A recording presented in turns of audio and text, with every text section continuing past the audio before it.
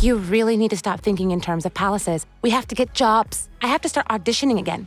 Now, I'll be honest with you, before I watched it, I was not a fan of theirs. Now I've actually heard their side of the story, I hate them. Oh yes, you were on the very famous show Suits. More popular in the States than even Friends, you told us. If you haven't seen the documentary, lucky you. Yeah, I might have oversold that a little bit at the time. Look, I love you and I'm willing to do whatever I need to do in order to be with you, Megan. Ginger Royal meets fit American actress. She then discovers that everything is so unfair. Aw, and I love you too. I think it's important we do this ourselves, Harry, and not live off your family. I agree. He then discovers that racism is actually a bad thing. We'll just have to find a way to make £50 billion on our own. The sun wasn't even up in Montecito when the first phone started buzzing. Not the usual gentle morning drip of emails and calendar reminders. This was a cascade, ping after ping, messages marked urgent. It wasn't a single headline or a new leak this time. It was the dashboard. Archhwell's social monitoring system, normally a neat grid of greens and yellows, had lit up in a violent, undeniable red. The sentiment needle had swung hard overnight, pushed there by a flood of meme posts, countdown timers, and a fresh round of double feature edits, pairing South Park's alleged yacht sequence with Family Guy's royal regrettometer. She hates delete. You need to knock it off, and you're hitting everyone with that table. The clips had gone from internet curiosity to certified trend in a matter of hours, and the metrics didn't lie. By 6 a.m., the couple's inner circle was already on a hastily arranged call. No cameras, no unnecessary chatter, just clipped updates, and that same low, tight tone you hear when people are trying to talk calmly through clenched teeth. Someone read out the top trending phrases from the morning scrape. Panic gap, victim card declined, Prince of Whine. None of them were flattering, and all of them were climbing. In the Archhwell offices, the mood felt like the morning after an election night loss. Aides shuffled in earlier than usual, coffee in hand, eyes on their phones. A whiteboard usually reserved for mapping out charity partnerships now carried an impromptu crisis flowchart. At the very top, in big block letters, containment. Dad, do you have any cash for a cab? Oh look, Grandma's on the money. I never noticed that before. Containment in this world meant more than just watching what was said publicly. It meant locking down all social channels, no surprise posts, no cheeky photo dumps, no soft brand lifestyle pushes until the air cleared. Internally, they referred to it as flipping to black status. It was the PR equivalent of battening down the hatches in a storm. What made this morning different from the initial leak frenzy was the timeline. The team now had 2 clocks running, one for the rumored Family Guy drop earlier, if the chatter was right, and one for South Park's alleged special episode slot. It was no longer a vague threat on the horizon. It was a schedule they couldn't control. Bravo fired me. Well, not really, but basically, they only offered me friend of the housewives for next season. The conversations weren't just about words, they were about optics. Did they issue a statement now, knowing it might feed the meme cycle? Did they hold silence and risk looking powerless? The last time they stayed silent, the storm passed faster, but that was one show, one cycle. This was 2. Staggered, with internet culture already warming up for the sequel before the first punch had even landed. By the time the sun broke through the hedges outside, the internal chatter had settled on a plan for the day. No public moves, tight coordination with brand partners, and absolute discipline on leaks. Phones were to be kept in airplane mode during any in-person crisis discussions. The fewer stray messages floating around, the better. Hi, I'm Meghan Markle. And I'm Harry. Harry.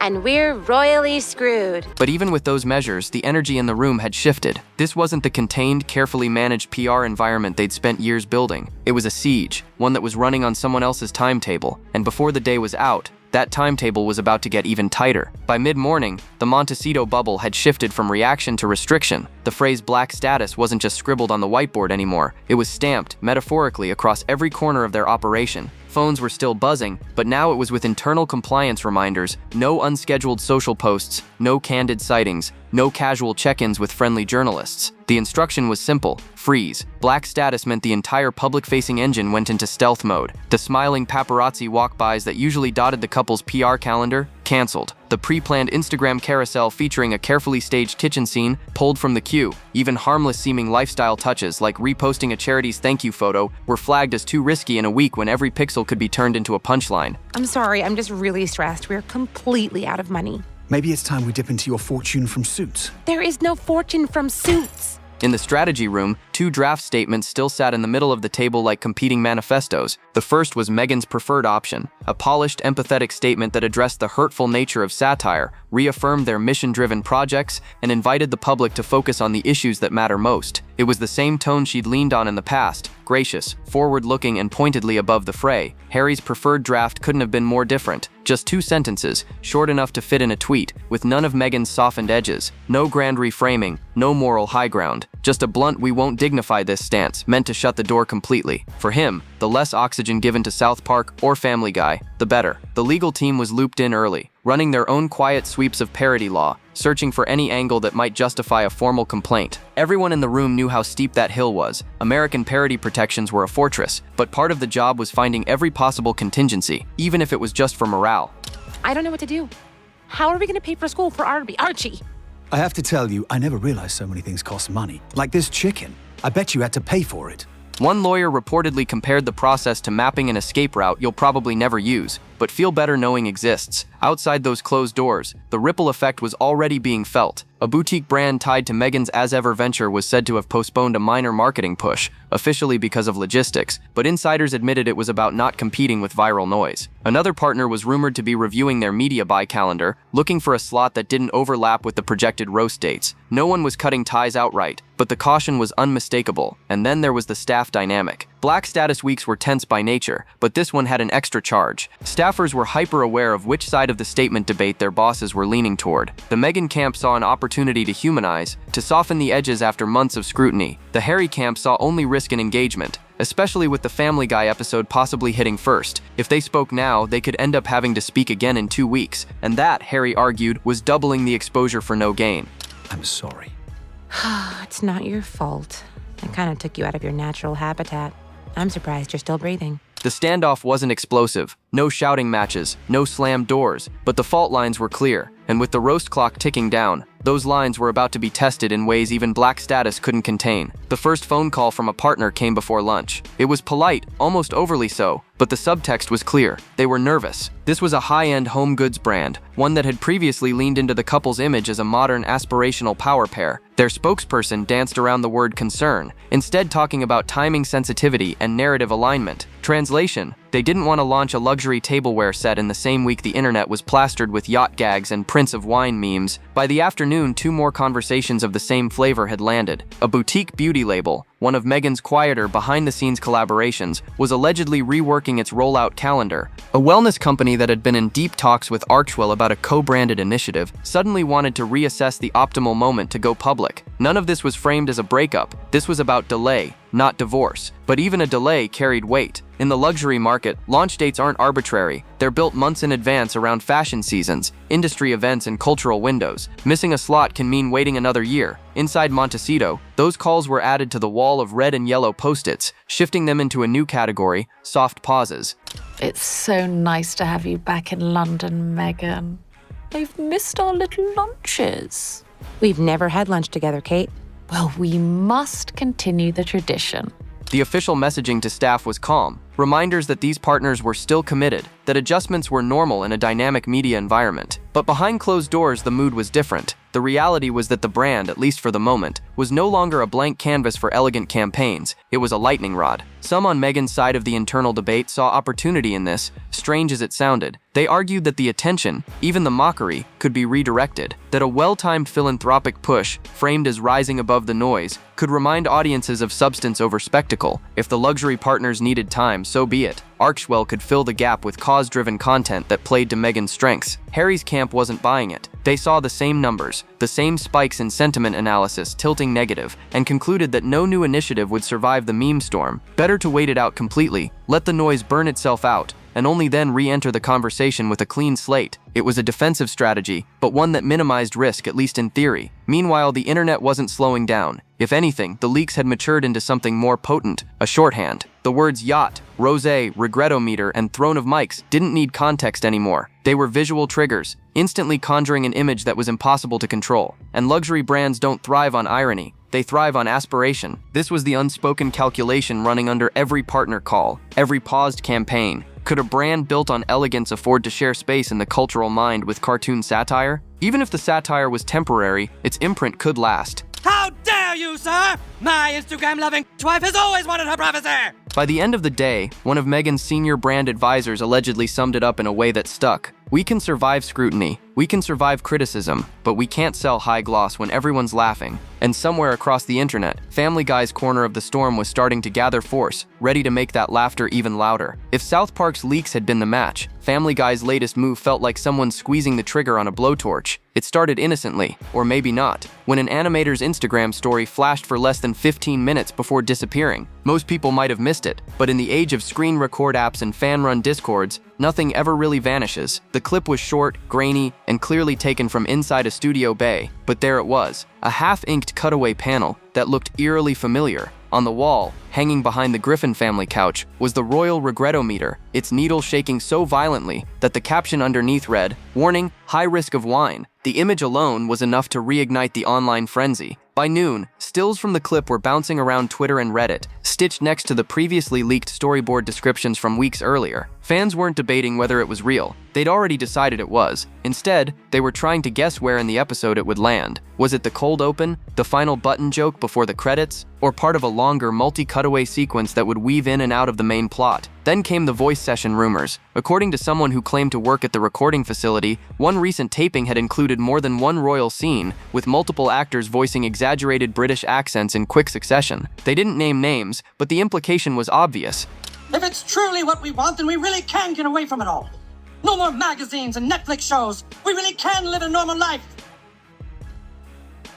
Yes, I'm sure you agree, darling. The episode wasn't relying on a single gag, it was going for volume. The most tantalizing detail from that same Whisper network was about the Throne of Mike set piece. The version in the alleged call sheet had been a static background joke, but now, the chatter suggested it had been upgraded into an interactive bit, Stewie climbing the mic throne, delivering a speech about owning your narrative, while Brian fact-checked him live. If that's true, the gag wasn't just a throwaway visual, it was a full parody scene. In Montecito, the timing of this flare-up was especially brutal. Black status meant no direct response, no social counter-programming. So while the internet buzzed with speculation about Family Guy's escalating royal roast, the couple's feed stayed silent, their public image frozen in place while the jokes kept multiplying. The effect was immediate. Comment sections on even unrelated posts began filling with references to the regretometer and mic throne. Lifestyle bloggers who usually stuck to home decor and recipe posts were slipping in winks to the yacht scene and the jam jar gag. This wasn't just contained to the fandom anymore, it was bleeding into the mainstream content cycle, where parody becomes part of casual conversation. Family Guy's strength has always been its speed. It doesn't just lampoon,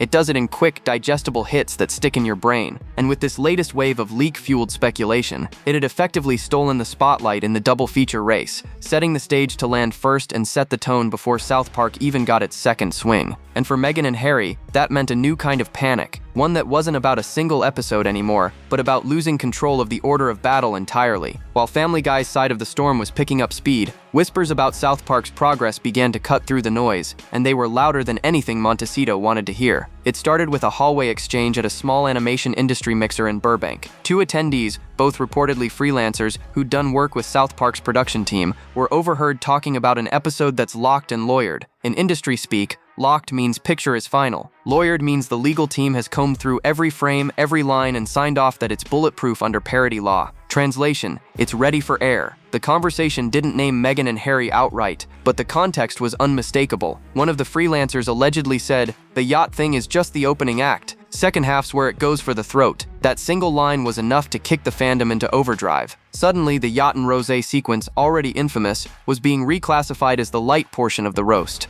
This might be the smallest palace I've ever been in. If that was the gentle warm-up, people started asking, what did going for the throat look like? A few details began trickling out through the usual online rumor pipelines. A Reddit post claimed the second act of the episode would parody brand reinvention in a way that was both brutally specific and impossible to confuse with anyone else. One supposed beat involved the animated Meghan stand-in rebranding the yacht mid-voyage, ripping down the As Ever banner and replacing it with a new name every 30 seconds, each one a more desperate buzzword than the last. Authenticity, empower, sustainably yours. Every rename ended with a seagull flying off with the new banner. Another alleged segment focused on Harry's stand-in attempting to launch a podcast on deck, only for the mic to be knocked into the ocean by a passing pelican. The stand-in dives after it, resurfaces dripping wet, and immediately announces he's taking a break from public life before climbing right back into the spotlight. Fans pointed out how this mirrored public criticisms of their actual media cycle, feeding into that broader "can't quit the camera" meme. By the time those rumors hit Twitter, the hashtag #LockedAndLawyered was trending. Memes paired stills from the yacht scene with stock photos of gavels, legal pads, and the South Park title card. Even entertainment reporters started getting in on the game,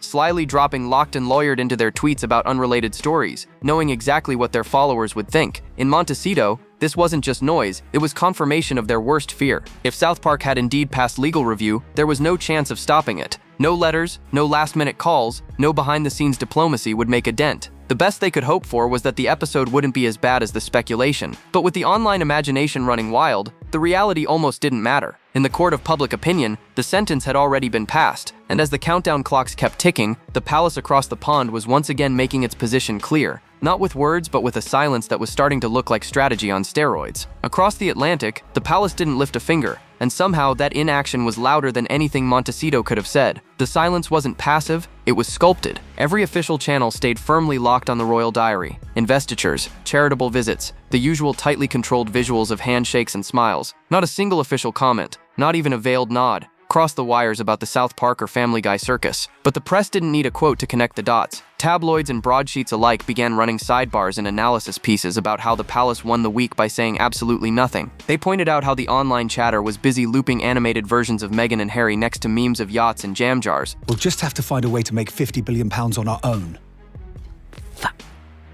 While the senior royals were trending for ribbon cuttings and charity galas, the contrast was so stark it almost looked curated. And then came the smirk again. The same lip curl from William that had become a meme months earlier resurfaced in fresh TikToks, now paired with clips from South Park's alleged animatic. Users would cut from the yacht lifeboat scene straight to that fleeting royal expression, with captions like, "When you don't even have to say a word." The edits went viral all over again, which meant the palace didn't have to lift a finger. Public perception was doing the heavy lifting. Road correspondents began slipping small, telling phrases into their coverage. Pieces that were ostensibly about royal engagements contained lines like, "a serene public mood," or "appearing unfazed amid a swirl of overseas noise." It was plausible deniability in print, acknowledging the existence of overseas noise without directly naming it, all while implying that the institution was above it. For the palace, this was the sweet spot, feeding the perception of calm authority while letting others speculate on their behalf. Even junior staffers, according to whispers from those in the know, were quietly sharing memes in private WhatsApp groups. The timeline regret device gag from the Family Guy leaks got passed around alongside the South Park as ever yacht still. It was humor traded like currency in private channels, amusement without involvement. The unspoken rule was clear: enjoy it off the clock, but keep the public-facing image pristine. From a PR perspective, the palace's silence was operating like a mirror. It reflected whatever the audience wanted to see. Critics of Meghan and Harry took it as regal superiority. Supporters of the monarchy read it as restraint. Even neutral onlookers couldn't deny that, intentionally or not, the optics favored the royals simply by contrast. Jesus, what did they do to you? Meanwhile, Montecito's black status meant there was no counterbalance. Every day the palace stayed quiet, the image gap widened. On one side, dignified smiles at official events. On the other, speculative chaos about parody episodes locked and lawyered for broadcast. It was the oldest play in the royal handbook, and it was working flawlessly, which only raised the stakes for Meghan and Harry, because while silence might have been their best move before, the palace had already claimed that territory. If they tried to match it now, they'd look like they were following, not leading. And into that vacuum, the internet was ready to push the next phase of the storm, the meme economy's relentless phase 2. If the first wave of memes after the leaks was chaotic, the second wave was organized. By now, the fandom wasn't just reacting, they were curating. Dedicated accounts began running coordinated double-feature countdown campaigns, treating the rumored Family Guy and South Park airings like a blockbuster film release. TikTok became the main stage. Users stitched together faux trailers for an imaginary crossover event, complete with dramatic voiceovers. This summer, 2 shows, 1 royal roast. The clips opened with the South Park yacht bobbing in the waves, then cut to the Family Guy royal regretometer needle trembling wildly. Fake title cards would flash, the double feature, followed by mashups of Cartman and Stewie delivering lines they'd never actually said, but that felt believable enough to spread without question. On Instagram, parody accounts like Duchess of Chardonnay and Prince of Whine went into overdrive.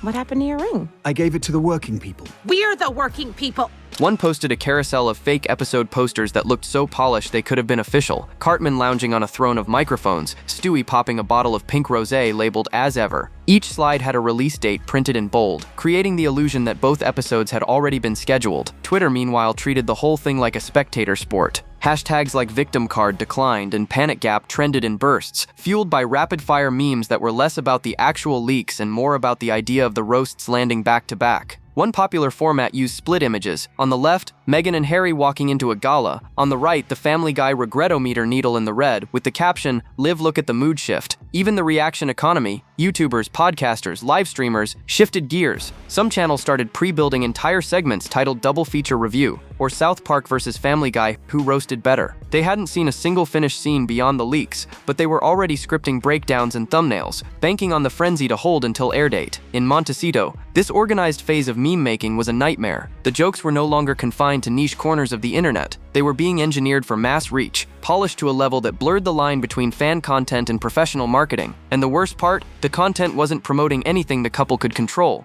Every fake poster, every faux trailer, was a free ad for someone else's punchline. Supporters tried to push back with their own hashtag campaigns, framing the roasts as unnecessary and obsessive. I'm sorry, I need a drink.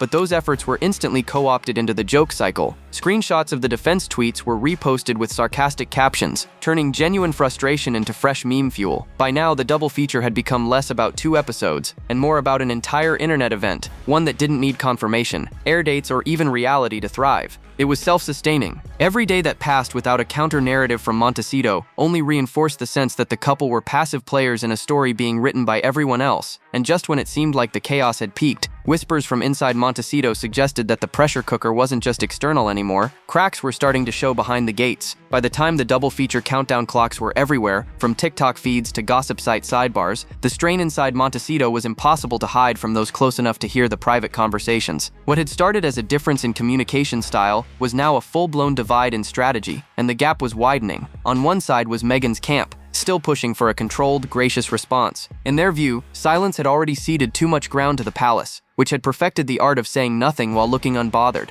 Meghan's team argued that a well-crafted statement, or even a selective interview with a sympathetic US outlet, could reset the tone. The aim wouldn't be to go after South Park or Family Guy directly, but to shift the conversation toward their charitable work, advocacy projects, and the bigger picture values they wanted associated with their brand. Harry's camp saw that as a trap. Every public word, he argued, would be lifted out of context, clipped into reaction videos, or worse, fed back into the parody scripts themselves. His position was stark. Let the episodes air, let the storm rage, and only emerge once the noise has burned itself out. The risk in speaking twice, with 2 episodes spaced apart, was doubling the media cycle and giving critics more ammunition. The middle ground, acknowledging the chatter without directly engaging, was floated. Auntie Meghan, hello! Oh, I've missed you!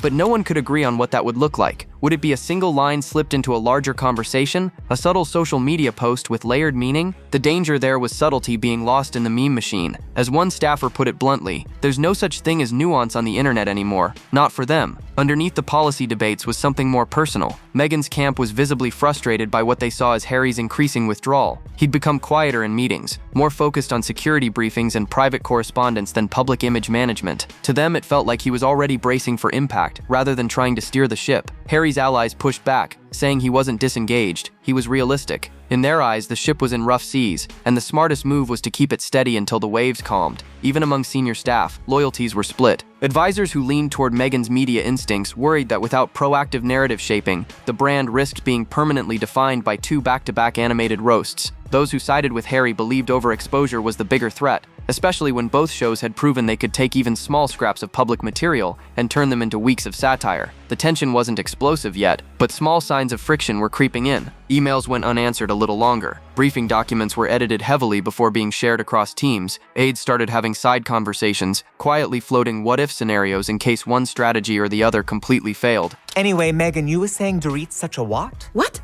No, I didn't say anything. I didn't say anything, Dorit. Well, I heard it somewhere. And with both rumored air dates now measured in days instead of weeks, there was no room left for drawn-out debates. A decision on tone and approach would have to be made soon, because the first detonation window was almost here, and once the blast hit, there would be no pulling anything back. The air in Montecito felt different now, Not frantic like the morning after the first leaks, but heavier, like a storm cloud that had stopped rolling and was just hanging overhead. Every clock in the office seemed louder. Every calendar reminder felt sharper. The first detonation window was close enough to count in single digits, and no one was pretending otherwise. According to the fandom's most dedicated trackers, all signs pointed to Family Guy firing the opening shot. The timing lined up too neatly. Post-production whispers about multiple royal cutaways, the leaked regretometer clip, and the fact that Fox had quietly slotted an untitled new episode into a Sunday night gap. The placeholder title was vague, the episode synopsis generic, but the internet didn't need confirmation. They'd already decided this was it. Montecito had no way to know for certain, but the assumption was the same. The working theory, repeated intense internal calls, was that Family Guy would go broad and quick, fast cutaways, easy-to-grab moments perfect for social media clipping, and that South Park would follow with the slower, more elaborate roast that could dominate a full news cycle. That sequencing was deadly. It meant the couple would have to live through the first wave of memes, knowing a second, possibly harsher wave was already in the pipeline. Late the night before, one of Meghan's media advisors sent around a briefing note outlining impact forecasts for both orders of events.